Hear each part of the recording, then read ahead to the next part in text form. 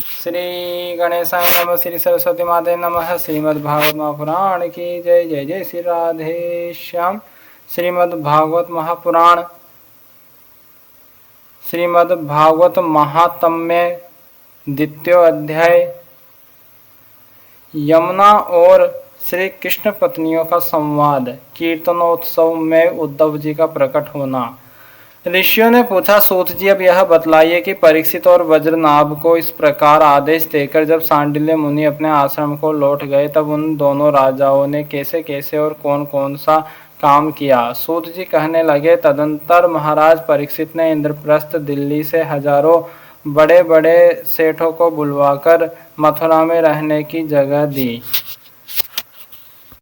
इनके अतिरिक्त सम्राट परीक्षित ने मथुरा मंडल के ब्राह्मणों तथा प्राचीन वानरों को, जो भगवान के बड़े ही प्रेमी थे, बुलवाया और उन्हें आदर के योग्य समझकर मथुरा नगरी में बसाया। इस प्रकार राजा परीक्षित की सहायता और महर्षि सांडिल्य की कृपा से वज्रनाभ ने क्रमशः उन सभी स्थानों की खोज की जहां भगवान श्री कृष्ण अपने प्रेमी गोप गोपियों के साथ नाना प्रकार की लीलाएं करते थे। लीला स्थानों का ठीक ठीक निश्चय हो जाने पर उन्होंने वहाँ की लीला के अनुसार उस स्थान का नामकरण किया, भगवान के लीला विग्रहों की स्थापना की तथा उन स्थानों पर अनेकों गांव बसाए।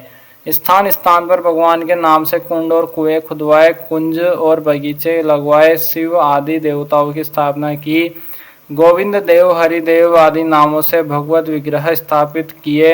इन सब शुभ कर्मों के द्वारा वज्रनाभ ने अपने राज्य में सब और एकमात्र श्री कृष्ण भक्ति का प्रचार किया और बड़े ही आनंदित हुए। उनके प्रजाजनों को भी बड़ा आनंद था। वे सदा भगवान के मधुर नाम तथा लीलाओं के कीर्तन में संलग्न ही परमानंद के समुद्र में डूबे रहते थे और सदा ही वज्रनाभ के राज्य की प्रशंसा किया करते थे। एक दिन भगवान श्री कृष्ण की विरह वेदना से व्याकुल 16,000 रानियां अपने प्रियतम पति देव की चतुर्थ पटरानी कालिंदी यमुना जी को आनंदित देखकर सरल भाव से उनसे पूछने लगी। उनके मन में सोतिया डाह का लेस मात्र भी नहीं था। श्री कृष्ण की रानियों ने कहा, बहन कालिंदी, जैसे हम सब श्री कृष्ण की धर्म पत्नी है वैसे ही तुम भी तो हो। हम तो उनकी विरह अग्नि में जली जा रही है। उनके वियोग दुख से हमारा हृदय व्यथित हो रहा है, किंतु तुम्हारी यह स्थिति नहीं है। तुम प्रसन्न हो, इसका क्या कारण है? कल्याणी, कुछ बताओ तो सही। उनका प्रश्न सुनकर यमुना जी हंस पड़ी, साथ ही यह सोचकर कि मेरे प्रियतम की पत्नी होने के कारण ये भी मेरी ही बहिनें हैं, पिघल गई। उनका हृदय दया से द्रवित हो उठा। अतः वे इस प्रकार कहने लगी। यमुना जी ने कहा, अपनी आत्मा में ही रमण करने के कारण भगवान श्री कृष्ण आत्माराम है और उनकी आत्मा है श्री राधा जी। मैं दासी की भांति राधा जी की सेवा करती रहती हूँ। उनकी सेवा का ही यह प्रभाव है कि विरह हमारा स्पर्श नहीं कर सकता। भगवान श्री कृष्ण की जितनी भी रानियां हैं, सब की सब श्री राधा जी के ही अंश का विस्तार है। भगवान श्री कृष्ण और राधा सदा एक दूसरे के सम्मुख है। उनका परस्पर नित्य संयोग है। इसलिए राधा के स्वरूप में अंशतः विद्यमान जो श्री कृष्ण की अन्य रानियां हैं, उनको भी भगवान का नित्य संयोग प्राप्त है। श्री कृष्ण ही राधा है और राधा ही श्री कृष्ण है। उन दोनों का प्रेम ही वंशी है तथा राधा की प्यारी सखी चंद्रावली भी श्री कृष्ण चरणों के नख रूपी चंद्रमाओं की सेवा में आसक्त रहने के कारण ही चंद्रावली नाम से कही जाती है। श्री राधा और श्री कृष्ण की सेवा में उसकी बड़ी लालसा, बड़ी लगन है, इसलिए वह कोई दूसरा स्वरूप धारण नहीं करती। मैंने यही श्री राधा में ही रुक्मणी आदि का समावेश देखा है। तुम लोगों का भी सर्वास में श्री कृष्ण के साथ वियोग नहीं हुआ है, किंतु तुम इस रहस्य को इस रूप में जानते नहीं हो, इसलिए इतनी व्याकुल हो रही हो। इस प्रकार पहले भी जब अक्रूर श्री कृष्ण को नंदगांव से मथुरा ले गए थे, उस अवसर पर जो गोपियों को श्री कृष्ण से विरह की प्रतीति हुई थी, वह भी वास्तविक विरह नहीं, केवल विरह का आभास था। इस बात को जब तक वे नहीं जानती थी तब तक उन्हें बड़ा कष्ट था। फिर जब उद्धव जी ने आकर उनका समाधान किया तब वे इस बात को समझ सकी। यदि तुम्हें भी उद्धव जी का सत्संग प्राप्त हो जाए तो तुम सब भी अपने प्रियतम श्री कृष्ण के साथ नित्य विहार का सुख प्राप्त कर लोगी।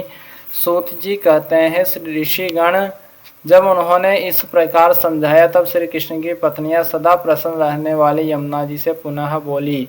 उस समय उनके हृदय में इस बात की बड़ी लालसा थी कि किसी उपाय से उद्धव जी का दर्शन हो जिससे हम अपने प्रियतम के नित्य संयोग का सौभाग्य प्राप्त हो सके। श्री कृष्ण पत्नियों ने कहा, सखी तुम्हारा ही जीवन धन्य है, क्योंकि तुम्हें कभी भी अपने प्राणनाथ के वियोग का दुख नहीं भोगना पड़ता। जिन श्री राधिका जी की कृपा से तुम्हारे अभिष्ट अर्थ की सिद्धि हुई है उनकी अब हम लोग भी दासी हुई। किंतु तुम अभी कह चुकी हो कि उद्धव जी के मिलने पर ही हमारे सभी मनोरथ पूर्ण होंगे, इसलिए कालिंदी अब ऐसा कोई उपाय बताओ जिससे उद्धव जी भी शीघ्र ही मिल जाए। सूत जी कहते हैं, श्री कृष्ण की रानियों ने जब यमुना जी से इस प्रकार कहा तब वे भगवान श्री कृष्ण चंद्र की 16 कलाओं का चिंतन करती हुई उनसे कहने लगी। जब भगवान श्री कृष्ण अपने परम धाम को पधारने लगे तब उन्होंने अपने मंत्री उद्धव से कहा, उद्धव, साधना करने की भूमि है बद्री का आश्रम, अतः अपनी साधना पूर्ण करने के लिए तुम वहीं जाओ। भगवान की इस आज्ञा के अनुसार उद्धव जी इस समय अपने साक्षात स्वरूप से बद्री का आश्रम में विराजमान हैं और वहां जाने वाले जिज्ञासु लोगों को भगवान के बताए हुए ज्ञान का उपदेश करते रहते हैं। साधना की फल रूपा भूमि है व्रजभूमि, इसे भी इसके रहस्यों सहित भगवान ने पहले ही उद्धव को दे दिया था, किंतु वह फल भूमि यहाँ से भगवान के अंतर्धान होने के साथ ही स्थूल दृष्टि से परे जा चुकी है, इसलिए इस समय यहाँ उद्धव प्रत्यक्ष दिखाई नहीं पड़ते। फिर भी एक स्थान है जहाँ उद्धव जी का दर्शन हो सकता है। गोवर्धन पर्वत के निकट भगवान की लीला सहचरी गोपियों की विहार स्थली, वहाँ की लता, अंकुर और बेलों के रूप में अवश्य ही उद्धव जी वहाँ निवास करते हैं। लताओं के रूप में उनके रहने का यही उद्देश्य है कि भगवान की प्रियतमा गोपियों की चरण रज उन पर पड़ती रहे। उद्धव जी के संबंध में एक निश्चित बात यह भी है कि उन्हें भगवान ने अपना उत्सव स्वरूप प्रदान किया है। भगवान का उत्सव उद्धव जी का अंग है, वे उससे अलग नहीं रह सकते, इसलिए अब तुम लोग वज्रनाभ को साथ लेकर वहां जाओ और कुसुम सरोवर के पास ठहरो। भगवत भक्तों की मंडली एकत्र करके वीणा, वेणु और मृदंग आदि बाजों के साथ भगवान के नाम और लीलाओं के कीर्तन, भगवत संबंधी काव्य कथाओं के श्रवण तथा भगवत गुण गान से युक्त सरस संगीतों द्वारा महान उत्सव आरंभ करो।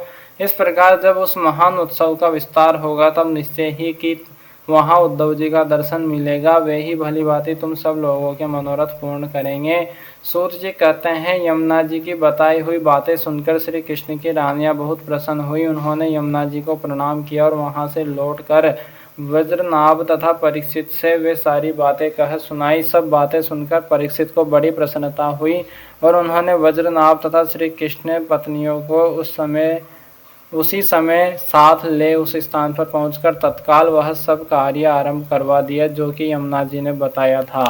गोवर्धन के निकट वृंदावन के भीतर कुसुम सरोवर पर जो सखियों की विहार स्थली है वहाँ ही श्री कृष्ण कीर्तन का उत्सव आरंभ हुआ। वृषभानु नंदिनी श्री राधा जी तथा उनके प्रियतम श्री कृष्ण की वही लीला भूमि है। जब साक्षात संकीर्तन की शोभा से संपन्न हो गई उस समय वहां रहने वाले सभी भक्तजन एकाग्र हो गए, उनकी दृष्टि, उनके मन की वृत्ति कहीं अन्यत्र न जाती थी। तदंतर सबके देखते देखते वहां फैले हुए तृण, गुल्म और लताओं के समूह से प्रकट होकर श्री उद्धव जी सबके सामने आए। उनका शरीर श्याम वर्ण था, उस पर पीतांबर शोभा पा रहा था। वे गले में वनमाला और गुंजा की माला धारण किए हुए थे तथा मुख से बारंबार गोपी वल्लभ श्री कृष्ण की मधुर लीलाओं का गान कर रहे थे। उद्धव जी के आगमन से उस संकीर्तनोत्सव की शोभा कई गुनी बढ़ गई। जैसे स्फटिक मणि की बनी हुई अट्टालिका की छत पर चांदनी छिटकने से उसकी शोभा बहुत बढ़ जाती है। उस समय सभी लोग आनंद के समुद्र में निमग्न हो अपना सब कुछ भूल गए, शुद्ध बुद्ध खो बैठे। थोड़ी देर बाद जब उनकी चेतना दिव्य लोक से नीचे आई अर्थात जब उन्हें होश हुआ तब उद्धव जी को भगवान श्री कृष्ण के स्वरूप में उपस्थित देख अपना मनोरथ पूर्ण हो जाने के कारण प्रसन्न हो वे उनकी पूजा करने लगे। श्री सीताराम भगवान की जय, श्री राधे श्याम जी सरकार की जय, हनुमान जी महाराज की जय, उमापति महादेव भगवान की जय, श्री लाडली जो सरकार की जय, श्री वृंदावन बिहारी लाल की जय, श्री सदगुरुदेव भगवान की जय, अपने अपने माता पिता की जय, गौ माता की जय, सनातन धर्म की जय, भूदेव ब्राह्मण की जय, भूदेव संतन की जय, विरक्त ब्राह्मण की जय, विरक्त संतन की जय, सब पितरन की जय, श्री विराट पुरुष भगवान की जय, श्री नारायण भगवान की जय, सब ब्रजवासिन की जय, सब गोपियन की जय, सब ग्वालन की जय, भक्तों भगवान की जय। जय जय श्री राधे।